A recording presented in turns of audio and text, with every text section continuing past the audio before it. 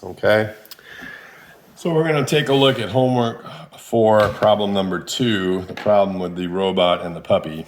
In this problem, we have two moving objects, the puppy and the robot. The puppy is sprinting towards a cliff, at 8 meters per second at an angle of 0.2 meters north of east.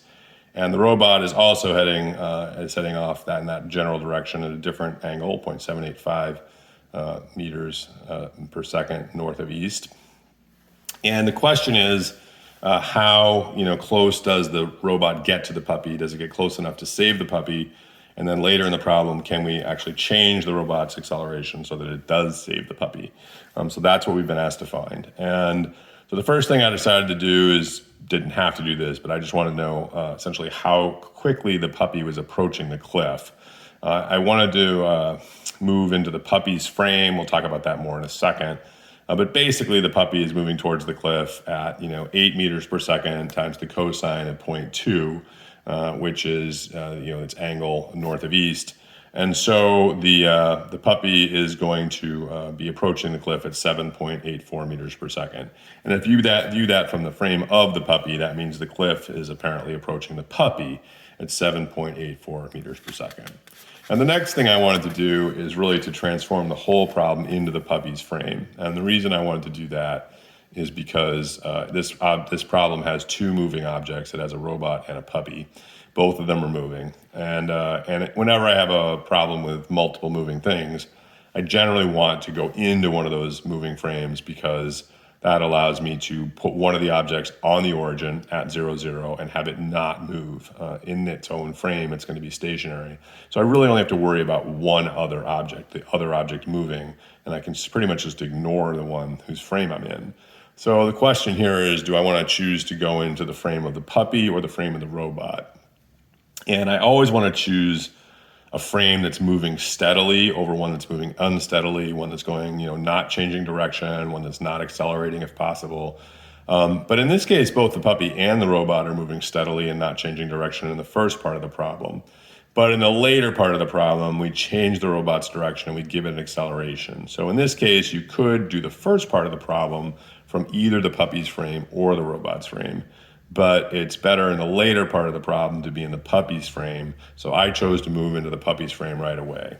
Now in the puppy's frame, the puppy is at 0, 0, and it will remain at 0, 0. That's the nature of moving into the puppy's frame, that it will always be at its own origin. And then we just have to transform the robot's position and velocity into the puppy's frame. So here's the position vector I'm going to use, the formula I'm going to use to calculate the robot's position in the puppy's frame. And the robot's position, I can use the constant acceleration expression because actually neither the robot nor the puppy is accelerating. So it's 0, but 0 is a constant. So it's constant acceleration formula. I need an initial position for the robot, and the initial position for the robot in the puppy's frame is -7 in x and -32 in y, because we were told that the robot starts at 7 meters to the west of the puppy and 32 meters south of the puppy, corresponding to the -x and -y directions of the puppy frame. In terms of the velocity of the robot, what we need to do is find the velocity of the robot in the regular XY frame. We were actually given that. And then we need to subtract the velocity of the puppy in the XY frame to put those velocities in terms of the puppy's frame. So the robot velocity, of course, we were told it's going 20 meters per second. We were told it's going 0.785 radians north of east. And so our x velocity for the robot in the regular x frame is 14.1 meters per second. And similarly, for the y velocity of the robot, 20 meters per second, but times sine, it just happens that sine is 0.785 and cosine of 0.785 are the same. So both the x and y velocities for the robot in the regular xy frame are 14.1 meters per second. The puppy's velocity, well, we already calculated that its x velocity was 7.84 meters per second, and the y velocity, 8 meters per second, times the sine of 0.2 gives you 1.59 meters per second. So those are our puppy velocities in the original xy coordinates. Now we transform the robot's velocity using those values by subtracting the puppy velocity from the robot's velocity to get our velocities in the new frame. So we have now 6.26 meters per second in x for the robot and 12.5 meters per second in y for the robot when it's in the frame of the puppy.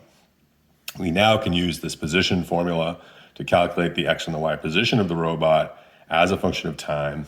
And remember, a is 0, so there's no time, no term there. But this is the initial velocity, this is the initial position, and that's time, so that's your formula. In order to find out when the robot is closest to the puppy, I need to minimize this position formula. I need to minimize its magnitude. So the magnitude of the position formula, of course, is the x value squared plus the y value squared and the square root. So this is the square root of x value squared plus y value squared. I'm going to try to minimize that with respect to the distance with respect to time. So I want to minimize this distance. Whatever this position vector is, that is the distance to the robot because the puppy is always at 0, 0. The puppy is always at the origin of its own frame. So all I do is square these two guys. I square them here. This is the first term squared. This is the second term squared. And I take the square root. So it looks like this. That's okay.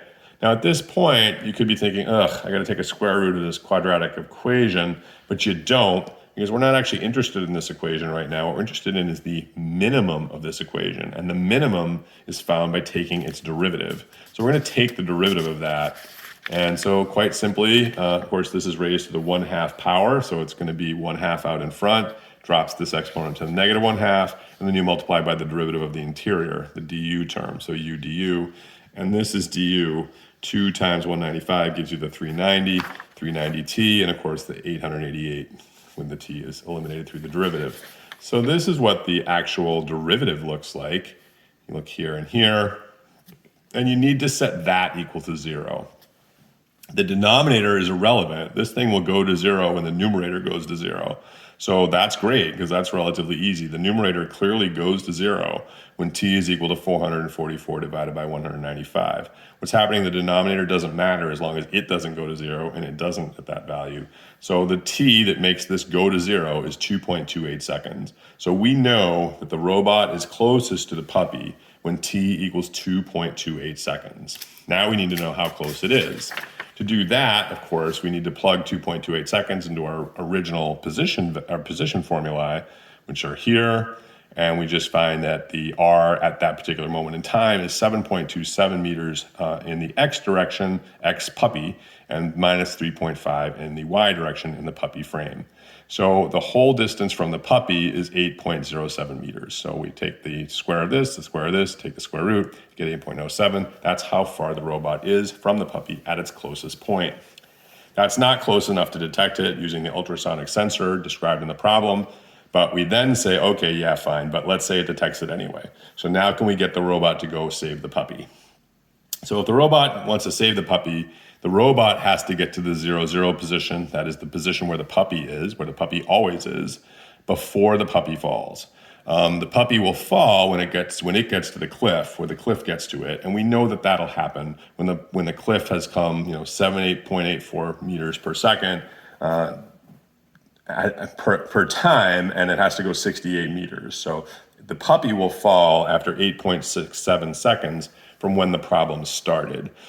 But 2.28 seconds had passed while the robot was busy getting closest to the puppy, getting to 8.07 meters away. So we don't have 8.67 seconds left. We only have 8.67 minus 2.28 seconds. That is, we have 6.39 seconds to try to catch the puppy before it falls off the cliff.